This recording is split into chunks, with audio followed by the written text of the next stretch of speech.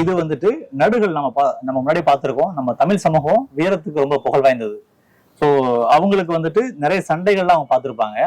அந்த சண்டையில இறந்து போன வீரர்களுக்காக நடுகள்ல எடுத்திருக்காங்க. இதுல அந்த நடுகள்ல ஒரு வகைதான் சார் இப்ப நம்ம பார்த்துட்டு இருக்கோம். இதுவரை நம்ம பார்த்தது வித்தியாசமா இருந்தது. இதுல ஒரு ஆண் உருவம் இருக்கு, பெண் உருவமும் இருக்கு.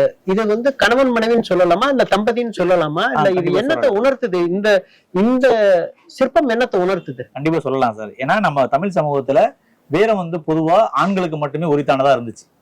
நம்ம போருக்கு போகும்போது கூட ஆண்கள் தான் போனாங்க, பெண்கள் அதிகமா போன மாதிரி நமக்கு தகவல் இல்லை. ஸோ அதனாலதான் நம்ம நடுகள்ல அதிகப்படியான நடுகள்ல நம்ம ஆண்களை தான் பார்க்க முடியும்.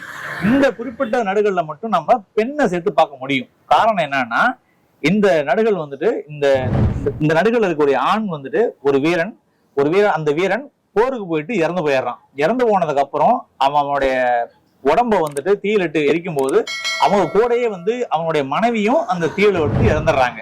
இந்த ரெண்டு பேர்த்தோடைய தியாகத்தை போட்டதற்காக இந்த நடுகள் எடுத்திருக்காங்க சார்.